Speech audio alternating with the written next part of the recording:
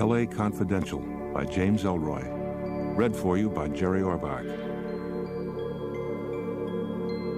Part 1, Bloody Christmas. Preston Exley yanked the drop cloth. His guests oohed and awed. A city councilman clapped, spilling eggnog on a society matron. Ed Exley thought, this is not a typical policeman's Christmas Eve. He checked his watch, 8:46. He had to be at the station by midnight. Preston Exley pointed to the model. It took up half his den, an amusement park filled with papier-mâché mountains, rocket ships, Wild West towns, cartoon creatures at the gate, Moochie Mouse, Scooter Squirrel, Danny Duck. Raymond Dieterling's brood featured in the Dream a Dream Hour and scores of cartoons. Ladies and gentlemen, presenting Dream a Dreamland. Exley Construction will build it in Pomona, California, and the opening date will be April 1953. It will be the most sophisticated amusement park in history, a self-contained universe where children of all ages can enjoy the message of fun and goodwill that is the hallmark of Raymond Dieterling, the father of modern animation. Ed stared at his father, 57, coming off 45, a cop from a long line of cops holding forth in a Hancock Park mansion, politicos giving up their Christmas Eve at a snap of his fingers. The guests applauded. Preston pointed to a snow-capped mountain. Paul's World, ladies and gentlemen, an exact-scale replica of a mountain in the Sierra Nevada. Paul's World will feature a thrilling toboggan ride and a ski lodge where Moochie, Scooter, and Danny will perform skits for the whole family. And who is the Paul of Paul's World? Paul was Raymond Dieterling's son, lost tragically as a teenager in 1936, lost in an avalanche on a camping trip, lost on a mountain just like this one here. So, out of tragedy, an affirmation of innocence.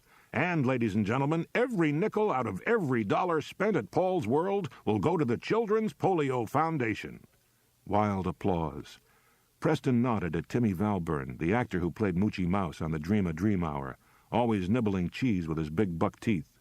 Valburn nudged the man beside him. The man nudged back. Art Despain caught Ed's eye. Ed steered Despain to the hallway. This is a hell of a surprise, Art. Dieterling's announcing it on the Dream Hour. Didn't your dad tell you? No, and I didn't know he knew Dieterling. Did he meet him back during the Atherton case?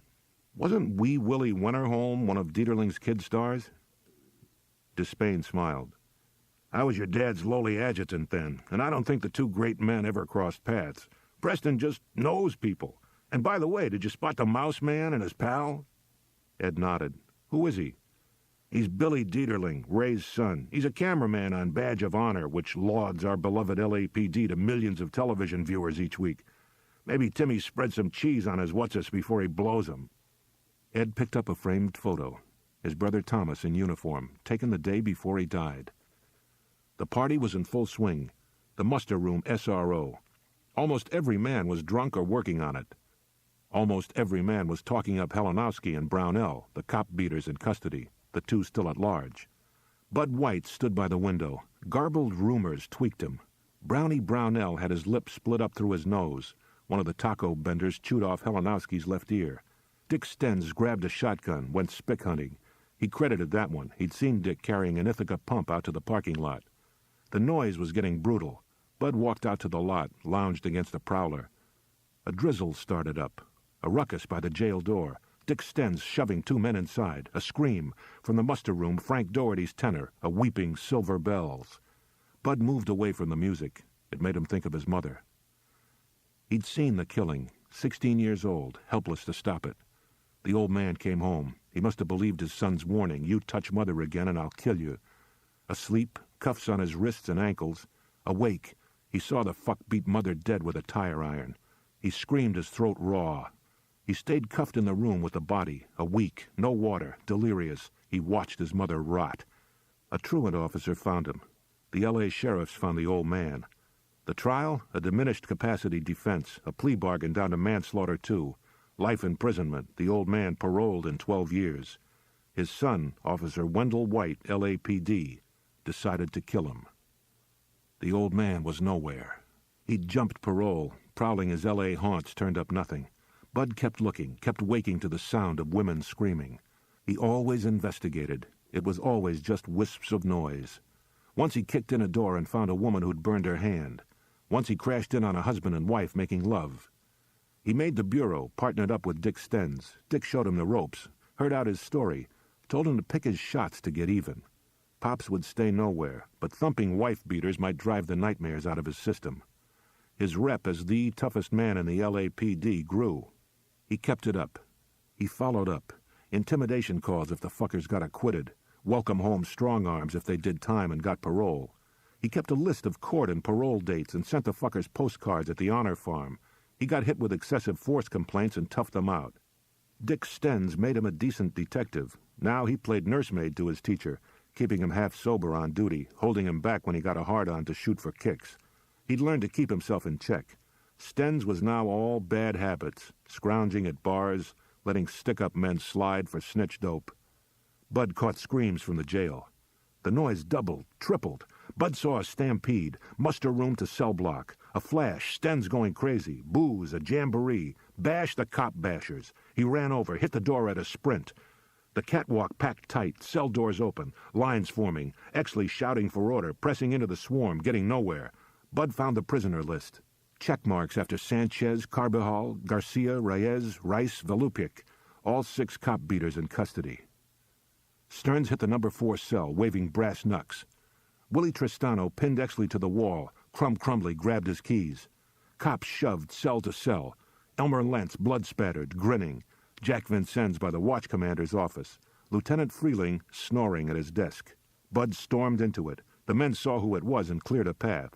Stenz slid into number 3. Bud pushed in. Dick was working a skinny Pachuco, head saps, the kid on his knees catching teeth. Bud grabbed Stensland. The mech spat blood. "Hey, Mr. White, I know you, puto. You beat up my friend Caldo 'cause he whipped his puto wife. She was a fucking whore, pundejo, and you got no fucking brains?" Bud let Stenz go. The mechs gave him the finger. Bud kicked him prone, picked him up by the neck. "Cheers, attaboys, holy fucks." Bud banged the punk's head on the ceiling. A blue suit moved in hard. Ed Exley's rich kid voice. "Stop it, officer. That's an order." The mechs kicked him in the balls. Bud kneeled into the bars. The kid stumbled out of the cell, smack into Vincennes. Trash can Jack. Aghast, blood on his cashmere blazer. He put the punk down with a left-right. Exley ran out of the cell block. Stenz whipped out a pint of gin. Bud saw every man there skunked to Niggertown forever. Up on his tiptoes, a prime view, Exley dumping booze in the storeroom. Mr. Teetotaler witness. Bud ran down the catwalk, locked him in tight. Dudley Smith said, "You're not eating, lad. Did a late night with your chums spoil your appetite?" Jack looked at his plate. T-bone, baked potato, asparagus. "I always order large when the DA's office picks up the tab. Where's Lowe? I want him to see what he's buying." Smith laughed. "Lad, what Ellis wants is to be district attorney of our fair city, then governor of California. He's been a deputy DA for 8 years. There's an off-year election coming up in March of '53, and Ellis thinks he can win. He's a vigorous prosecutor of criminal scum. He's a grand friend to the department. And despite his Hebraic genealogy, I'm fond of him, and I think he'll make a splendid district attorney. And, lad, you can help elect him, and make yourself a very valuable friend." The mechs he'd duked out. The whole deal might go wide. "I might need a favor pretty soon." "One which he'll supply willingly, lad." "He wants me to run bag?" "Bagman is a colloquialism I find offensive, lad. Reciprocity of friendship is a more suitable phrase, especially given the splendid connections you have. But money is at the root of Mr. Lowe's request, and I'd be remiss in not stating that at the outset."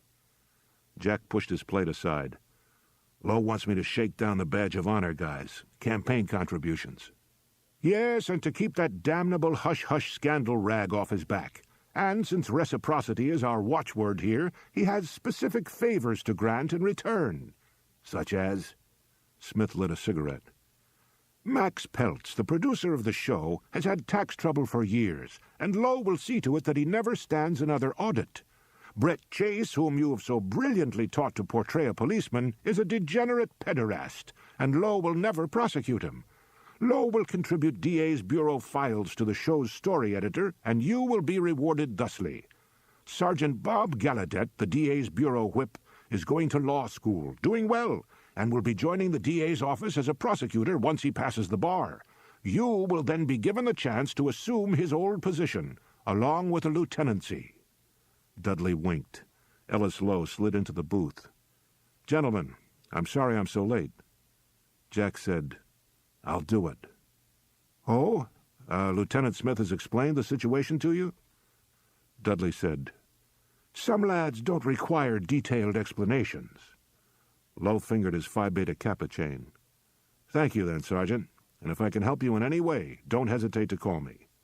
Jack nodded. Lowe walked off. Dudley said, "There's more, lad.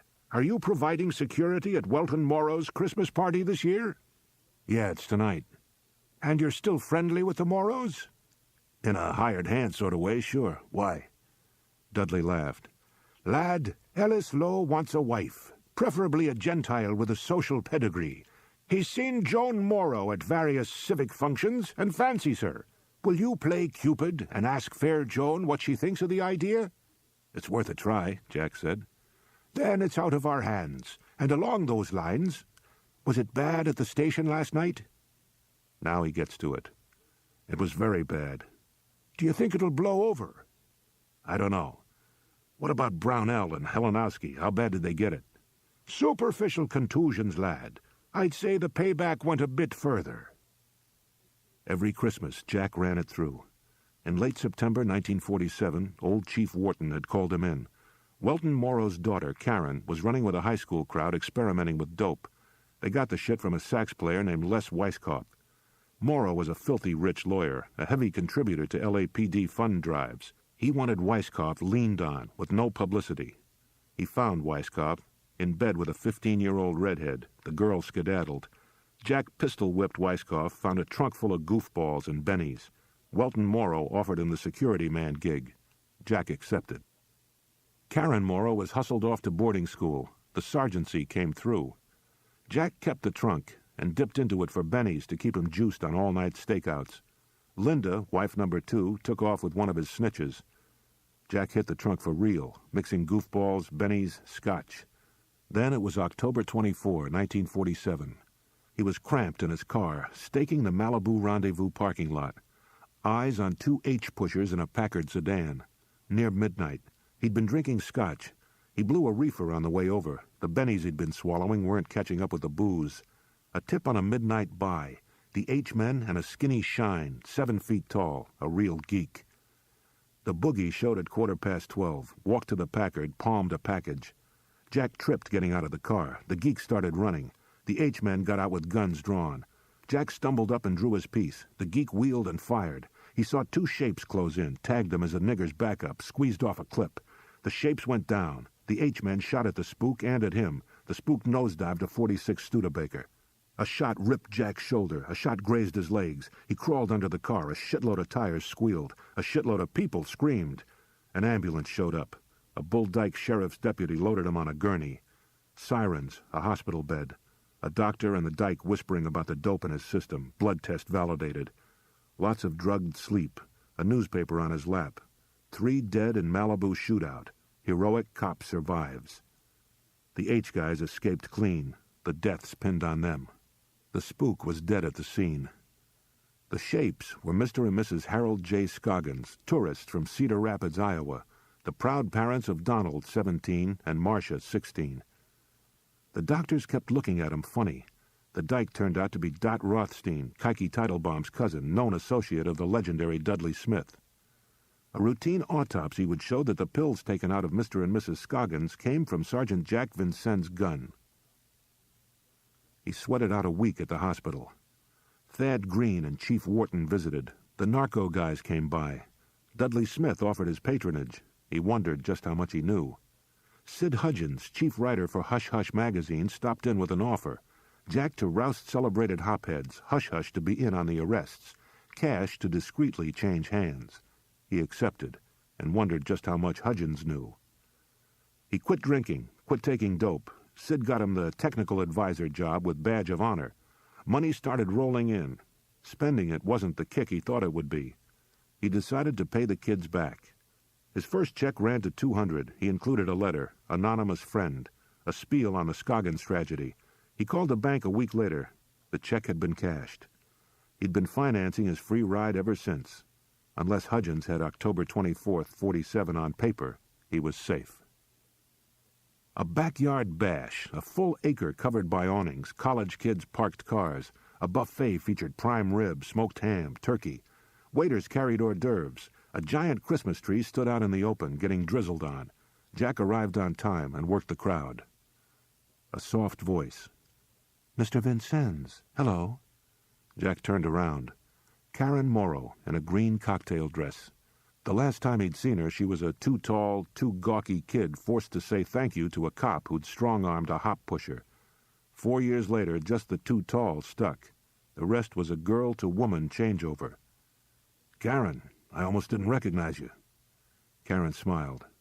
Jack said, "I tell you you've gotten beautiful, but you've heard it before." "Not from you." Jack laughed. "Am I your goddamn hero?" "Yes, and I'm 22 years old and not the schoolgirl crush type." "Good, because I'd like to take you to dinner sometime." "Yes," Karen said. "Mother and Father will have coronaries, but yes."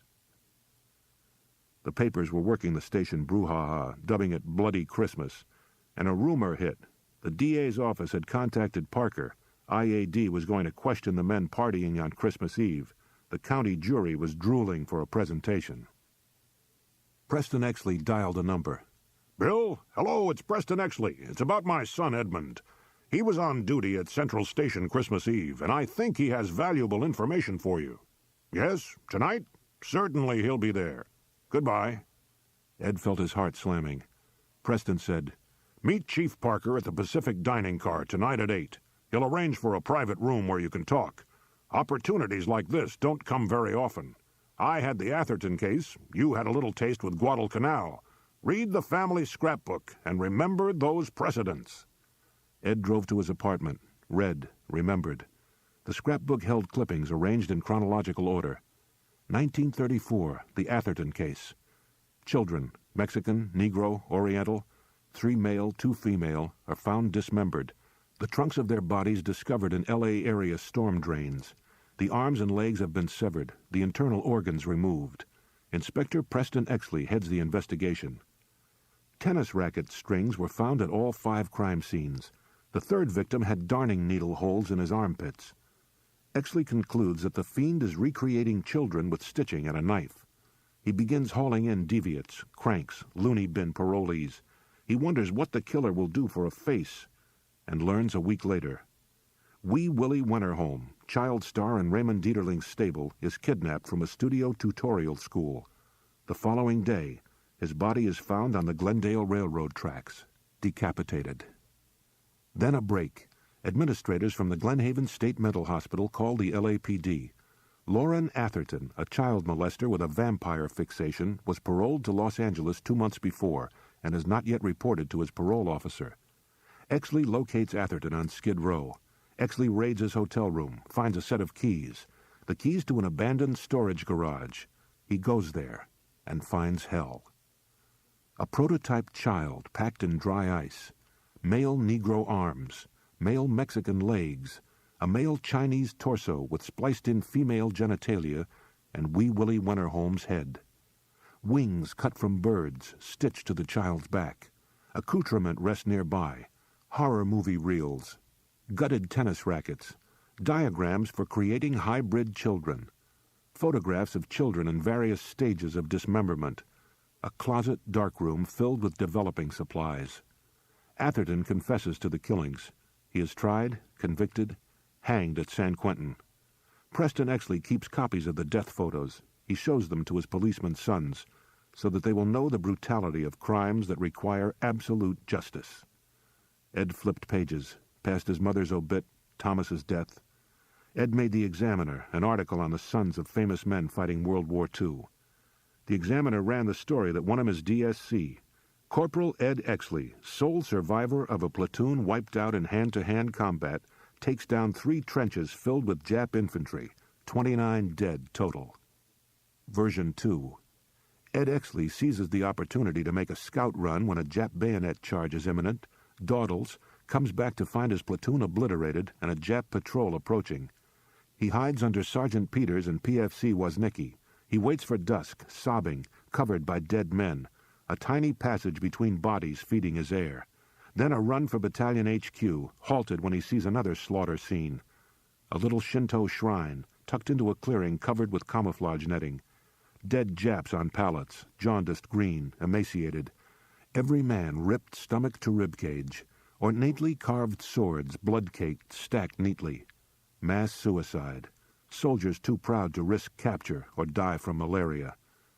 3 trenches cut into the ground behind the temple, weaponry nearby, rifles and pistols rusted out from heavy rain, a flamethrower wrapped in camouflage cloth, in working order. He saw his opportunity. He found a Jap machine gun. He hauled the men to the trenches, put weapons in their hands, arranged them facing an opening in the clearing. He dropped the machine gun there, pointed toward the opening. 3 rounds left in the feeder belt. He got the flamethrower, torched the Japs in the shrine past forensic recognition. He got his story straight, made it back to Battalion HQ. The Distinguished Service Cross, the second highest medal his country could bestow. A stateside bond tour, a hero's welcome. Back to the LAPD, a champion. Bud nursed a highball. Jukebox noise pounded him. He had the worst seat in the bar, a sofa back by the payphones. His old football wounds throbbed like his hard-on for Exley. No badge, no gun, indictments shooting his way. Bud felt a hand on his shoulder. "Lad, might I have a word with you?" Dudley Smith. "This business, Lieutenant?" "It is indeed." "Is IA tailing me?" Bud asked. "Yes, and other likely indictees. It was your chum Exley's idea. The lad has a piece of Chief Parker's ear, and he told him that you and Stensland might be driven to commit rash acts. Exley vilified you and many other fine men on the witness stand before the grand jury, lad. I've read the transcript. His testimony was high treason and a despicable affront to all honorable policemen." Stens, holed up on a bender. "Don't the newspapers say we've been indicted?" "Don't be precipitous, lad. I've used my piece of the chief's ear to have your tail called off, so you're with a friend." "Lieutenant, what do you want?" Smith said, "Call me Dudley." "Dudley, what do you want?" "Ho, ho, ho! A beautiful tenor. Lad, you impress me. I admire you as a policeman, particularly your adherence to violence where needed, as a necessary adjunct to the job, and I am most impressed by your punishment of woman-beaters." Bud leaned over the table. "Dudley, what do you want?" "I want you to avoid an indictment and return to duty, and I have a way for you to do it." L.A. Daily News, March 6, 1953. Scandal turns close DA's race to landslide. It was expected to go down to the wire. Incumbent City DA William McPherson versus Deputy DA Ellis Lowe, the winner to hold the job as top elected crime fighter in the Southland for the next 4 years. Both men campaigned on the issues. It was a gentleman's campaign until the February issue of Hush Hush magazine hit the stands. An article alleged that D.A. McPherson, happily married for 26 years, cavorted with young Negro women. The D.A. ignored the article, which was accompanied by photographs of him and a Negro girl taken at a nightclub in South Central Los Angeles. Mrs. McPherson did not ignore the article. She filed for divorce. Ellis Lowe did not mention the article in his campaign, and McPherson began to slip in the polls. Then, 3 days before the election, sheriff's deputies raided the Lilac View Motel on the Sunset Strip, acting on the tip of an unknown informant who called in with word of an illegal assignation in Room 9. The assignators proved to be D.A. McPherson and a young Negro prostitute aged 14. The deputies arrested McPherson on statutory rape charges. McPherson pleaded amnesia. He recalled having several martinis at a dinner meeting with supporters at the Pacific Dining Car restaurant, then getting into his car. He remembers nothing after that. The rest is history. Reporters and photographers arrived at the Lilac View Motel shortly after the deputies. McPherson became front-page news, and on Tuesday, Ellis Lowe was elected city district attorney by a landslide. Part 2. Night Owl Massacre. The whole squad room to himself. A retirement party downstairs. He wasn't invited. The weekly crime report to be read, summarized, tacked to the bulletin board. Nobody else ever did it. They knew he did it best. The papers ballyhooing the Dream of Dreamland opening. The other cops' moochy mouse squeaked him ad nauseum. Spade Cooley playing the party. Pervert Deuce Perkins roaming the halls. Ed read. Typed. He walked down to the parking lot, sleep coming on. Quack, quack, behind him. Hands turned him around. A man in a kid's mask, Danny Duck. A left-right knocked off his glasses. A kidney shot put him down. Kicks to the ribs drove him into a ball. Ed curled hard, caught kicks in the face. A flashbulb popped. 2 men walked away, one quacking, one laughing. Easy IDs. Dick Stensland's bray. Bud White's football limp. Ed spat blood, swore payback. Russ Millard addressed Ad Vice Squad 4. The topic, pornography. Picture book smut, gentlemen. There's been a bunch of it found at collateral crime scenes lately. Narcotics, bookmaking, and prostitution collars. Normally, this kind of stuff is made in Mexico, so it's not our jurisdiction. Normally, it's an organized crime sideline, because the big mobs have the money to manufacture it and the connections to get it distributed. But Jack Dragna's been deported. Mickey Cohen's in prison, and probably too puritanical anyway, and Moja Helka's foundering on his own. Stag picks aren't Jack Whalen's style. He's a bookie looking to get his hands on a Vegas casino. And the stuff that surfaced is too high quality for the L.A. area print mills. But the backdrops in the pictures indicated L.A. venue. You can see what looks like the Hollywood Hills out some windows. So our job is to track this filth to its source and arrest whoever made it, posed for it, and distributed it. Jack groaned. The great jerk-off bookkeeper of 1953. The other guys looked hot to glom the smut, maybe fuel up their wives. Millard popped a digitalis. Newton Street Dicks questioned everyone at the collateral rousts, and they all denied processing the stuff. Nobody at the print mills knows where it was made. The mags have been shown around the Bureau and our station vice squads, and we've got 0 ID on the posers. So, gentlemen, look yourself. 7 mags. High-quality glossy paper. Plain black covers. 16 pages apiece.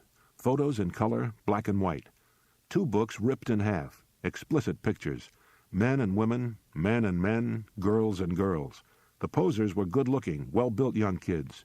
Nude, costumed, Elizabethan garb, Jap kimonos. Jack put the ripped mags back together for a bingo. Bobby Inge, a male prostitute he'd popped for reefer, blowing a guy in a whalebone corset. Millard said, "Anybody familiar, Vincennes?" An angle. "Nothing, Cap. But where did you get these torn-up jobs?" "They were found in a trash bin behind an apartment house in Beverly Hills. The manager found them and called the Beverly Hills PD. They called us." "You got an address on the building?" Jack asked. Millard checked an evidence form. 9849 Charlottesville. Why? "I just thought I'd take that part of the job. I've got good connections in Beverly Hills." "Well, they do call you Trash Can. All right, follow up in Beverly Hills." Jack rolled. The day was breezy. He kept the radio going. A newscast featured Ellis Lowe. Budget cuts at the DA's office. Jack flipped the dial. A kibosh on thoughts of Bill McPherson. He caught a happy Broadway tune. Thought about him anyway. Hush Hush was his idea. Ellis Lowe knew about it, approved of it. McPherson's wife filed for divorce. Lowe was satisfied. He took a lead in the polls. Dudley Smith wanted more and set up the tank job. An easy parlay. Dot Rothstein knew a colored girl doing a stretch at Juvenile Hall. Dot got her sprung. Dudley and his ace goon Mike Bruning fixed up a room at the Lilac View Motel. McPherson attended a dining car soiree. Dudley had Marvell Wilkins, 14, dark, witchy, waiting outside. Bruning alerted the West Hollywood sheriffs and the press. The Big V dropped chloral hydrates in McPherson's last martini. Mr. D.A. left the restaurant woozy, swerved his Cadillac a mile or so, pulled over at Wilshire and Alvarado, and passed out. Bruning cruised up behind him with the bait. Marvell in a cocktail gown. He took the wheel of McPherson's caddy, hustled Bad Bill and the girl to their tryst spot, and the rest was political history. Ellis Lowe wasn't told, figured he just got lucky. Jack made a call on instinct. Sid Hudgens picked up. "Hush Hush, off the record and on the QT. "Sid, it's Vincennes." "Jackie, are you back on Narco? I need copy." "No, I've got something going with Ad Vice." "Something good? Celebrity-oriented?" "I don't know if it's good, but if it gets good, you've got it." Jack coughed. "Sid, I'm chasing some smut books, picture stuff, but the people don't look like junkies, and they're wearing these expensive costumes. It's well-done stuff, and I thought you might have heard something about it." "No, I've heard bupkis." Too quick. No snappy one-liner. "Shit. Sid, what about independent smut pushers in general? What do you know? Jack, I know that this is secret shit that I know nothing about. And the thing about secrets, Jack, is that everybody's got them, including you, Jack. I'll talk to you later. Call when you get work. The line clicked off. Everybody's got secrets, including you. Sid wasn't quite Sid. His exit line wasn't quite a warning. Does he fucking know? Jack drove to 9849 Charlottesville. Knock, knock on the door of the apartment. No answer. Slack between lock and the door jamb. He gave a shove. The door popped. A trail of clothes on the living room floor. Empty cabinets and drawers. The bed stripped. Drive to West Hollywood, fast. Bobby Inge's door caved in easy. Jack went in gun first. Clean out number 2. A better job. Jack hit the sidewalk, rooted in trash cans. Glossy black paper sticking out. 3 fuck mags right on top. Jack grabbed them, ran back to his car, skimmed. The same Hollywood backdrops. Bobby Inge with boys and girls, unknown pretties screwing. Halfway through the 3rd book, the pics went haywire. Orgies, a dozen people on a quilt-covered floor. Disembodied limbs, red sprays off arms, legs. Jack squinted. The red was colored ink. The photos doctored limb severings faked. Ink blood flowing in artful little swirls. A photograph dropped in his mailbox. Sergeant Ed Exley bleeding and terrified. No printing on the back. No need for it. Stensland and White had the negative. Insurance that he'd never try to break them. Ed alone in the squad room, 6 a.m. The stitches on his chin itched. Loose teeth made eating impossible. 30-odd hours since the moment. His hands still trembled. Payback. He didn't tell his father. He couldn't risk the ignominy of going to Parker or Internal Affairs. Revenge on Bud White would be tricky. He was Dudley Smith's boy. Smith just got him a straight homicide spot and was grooming him for his chief strong-arm. Stensland was more vulnerable. On probation, working for Abe Teitelbaum, an ex-Mickey Cohen goon. A drunk, begging to go back inside. Payback. Already in the works. 2 sheriff's men bought and paid for. A dip in his mother's trust fund. A 2-man tail on Dick Stens. 2 men to swoop on his slightest probation fuck-up. Payback. Ed did paperwork. A voice out the squawk box, loud, spooked. Squad call. Night Owl Coffee Shop, 1824 Cherokee. Multiple homicides. See the patrolman. Code 3. Ed banged his legs getting up. No other detectives on call. It was his. Patrol cars at Hollywood and Cherokee. Blues setting up crime scene blockades. No plainclothesmen in sight. Ed pulled up, doused his siren. A patrolman ran over. Load of people down, maybe some of them women. I found them, stopped for coffee, and saw this phony sign on the door, closed for illness. Man, the Night Owl never closes. It was dark inside, and I knew this was a hinky deal. Ed pushed him aside, pushed over to the door. Ed stepped inside. A long, rectangular interior. On the right, a string of tables, 4 chairs per. A checkered linoleum floor. To the left, a counter, a dozen stools. A service runway behind it, the kitchen and back. Fronted by a cook station, fryers, spatulas on hooks, a platform for laying down plates. At front left, a cash register. Open, empty. Coins on the floor mat beside it. 3 tables in disarray, food spilled, plates dumped, napkin containers, broken dishes on the floor. Drag marks leading back to the kitchen. 1 high-heeled pump by an upended chair. Ed walked into the kitchen. Half-fried food, broken dishes, pans on the floor. A wall safe under the cook's counter, open, spilling coins. Criss-crossed drag marks connecting with the other drag marks. Dark black heel smudges ending up at a door of a walk-in food locker. Ajar, the cord out of the socket. No cool air as a preservative. Ed opened it. Bodies. A blood-soaked pile on the floor. Brains, blood, and buckshot on the walls. Blood 2 feet deep, collecting in a drainage trough. Dozens of shotgun shells floating in blood. Negro youths driving purple 48 to 50 Merc coupes seen discharging shotguns into air in Griffith Park Hills several times over past 2 weeks. Ed gagged, tried for a body count. No discernible faces. Holy shit, fuck.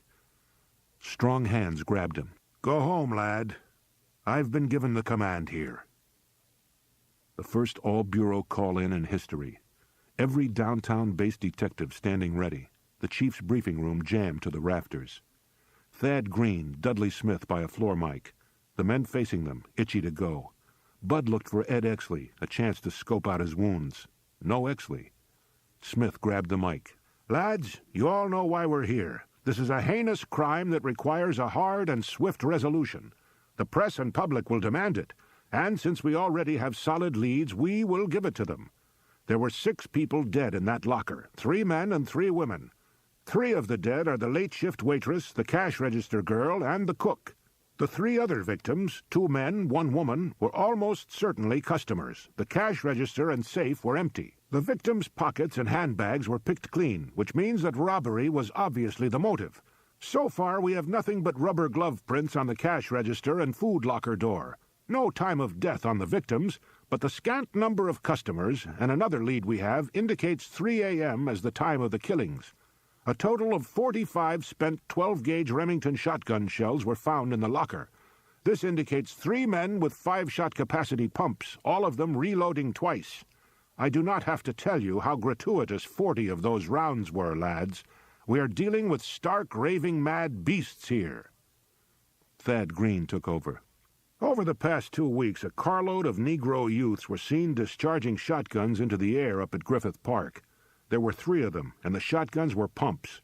The punks were not apprehended, but eyeball witnesses ID'd them as driving a 1948-50 Mercury coupe, purple in color. And just an hour ago, Lieutenant Smith's canvassing crew found a witness, a news vendor who saw a purple Merc coupe 48-50 vintage parked across from the Night Owl last night around 3 a.m. The room went loud, a big rumbling. Green gestured for quiet. "It gets better, so listen well. There are no 48-50 Mercuries on the hot sheet, so it is very doubtful that we're dealing with a stolen car. And the state DMV has given us a registration list on 48-50 Mercuries statewide.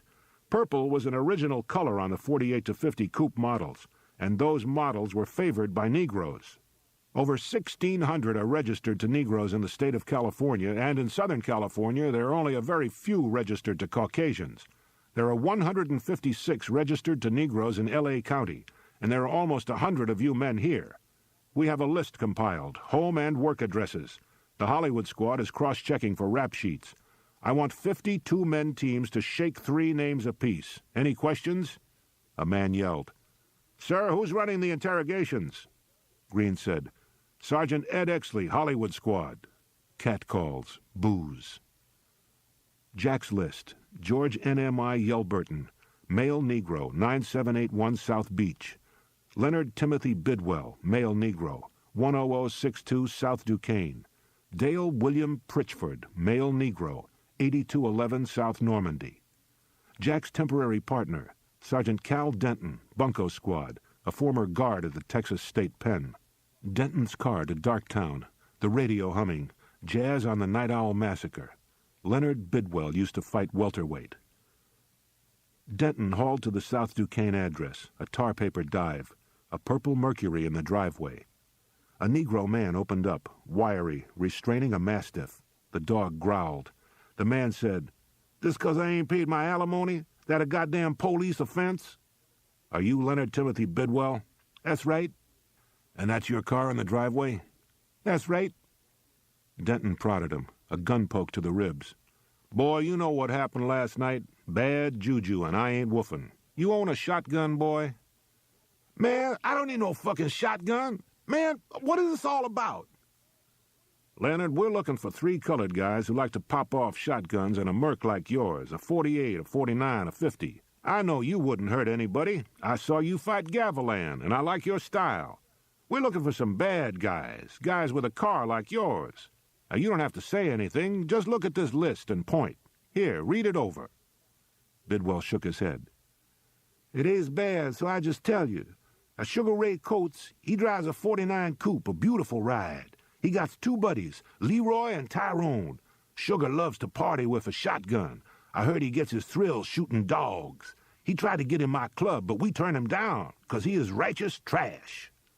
Jack checked his list. Bingo on Coates, Raymond, NMI, 9611 South Central, room 114.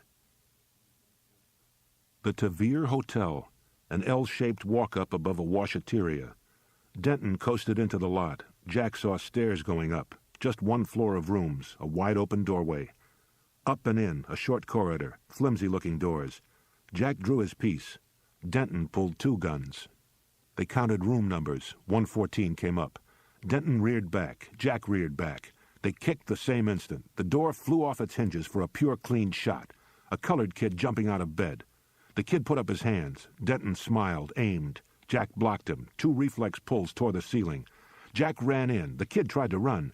Jack nailed him. Gun butt shots to the head. No more resistance. Denton cuffed his hands behind his back. Jack slipped on brass knucks and made fists. Leroy, Tyrone, where? The kid dribbled teeth. 121, came out bloody.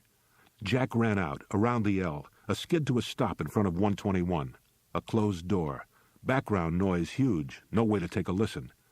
Jack kicked. Wood splintered. The door creaked open. 2 coloreds inside, one asleep on a cot, one snoring on a mattress. Jack walked in, sirens whirring up very close. The mattress kid stirred. Jack bludgeoned him quiet, bashed the other punk before he could move. The sirens screeched, died. Jack saw a box on the dresser, shotgun shells, Remington 12-gauge double-aught buck, a box of 50, most of them gone. Ed skimmed Jack Vincennes' report. Thad Green watched, his phone ringing off the hook. Solid, concise. Trash knew how to write a good quickie. 3 male Negroes in custody. Vincennes searched their rooms for evidence. He found no shotguns, no rubber gloves, no blood-stained clothing, no large amounts of cash or coins, and no other weaponry. Vincennes checked the incinerator in back of the hotel. It was burning. The manager told him he saw Sugar Coates dump a load of clothes in at approximately 7 this morning. Coates' car was not in the parking lot or anywhere in a 3-block radius. An APB was issued. Vincennes stated that all 3 suspects' hands and arms reeked of perfume. A paraffin test would be inconclusive. Green lit a cigarette. Ed, I want confessions. 15 of the rounds we retrieved at the Night Owl were nicked at the strike point. So if we get the guns, we've got the case. I want the location of the guns, the location of the car, and confessions before we arraign them. We've got 71 hours before they see the judge. I want this wrapped up by then. Sugar Ray Coates cuffed to a chair. Tall, light-complected, one eye swollen shut, lips puffed and split, a smashed nose, both nostrils sutured. Ed said, "Looks like we both took a beating." Coates squinted. Ed unlocked his cuffs, tossed cigarettes and matches on the table. Coates flexed his wrists. "I know. They cut off the circulation. You're 22, aren't you, Ray?" Coates. "Say what, and so what?" A scratchy voice. Ed shrugged. "Just getting my facts straight. Leroy and Tyrone are 20, so they can't burn on a capital charge. Ray, you should have pulled this caper a couple of years ago. Get life, do a little youth authority jolt, transfer to Folsom, a big man. Get yourself a sissy, orbit on some of that good prison brew. Tyrone told me you went sissy up at Casitas. You couldn't do the time, so you found yourself a big white boy to look after you. He said they called you Sugar because you gave it out so sweet." Coates hit the table. "Say I took it? Tyrone give it. Man, I was the fucking boss jock around my dorm. Tyrone the sissy. Tyrone give it for candy bars. Tyrone love it." Ed sighed. "Ray, why were you burning clothes at 7 o'clock this morning?" Coates trembled. "Say what?" "Say this. You, Leroy, and Tyrone were arrested this morning. None of you had last night's clothes with you. You were seen burning a big pile of clothes at 7 o'clock. Add that to the fact that you hid the car that you, Tyrone, and Leroy were cruising around in last night. Ray, it doesn't look good. But if you give me something good to give the DA, it'll make me look good, and I'll say Sugar Ray wasn't a punk like his sissy partners." "Such as what?" "Well, let's try this. Where did Tyrone and Leroy get their hop?" Coates hooked a finger. Sugar Ray, a whisper. "Roland Navarrete lives on Bunker Hill. Runs a hole-up for parole sconders and sells Red Devils. And that ain't for the fucking DA. That's 'cause Tyrone shoot off his fat mouth." Ed walked out. Thad Green in the hall, Dudley Smith, Bud White at the listening post. Green said, "You were great.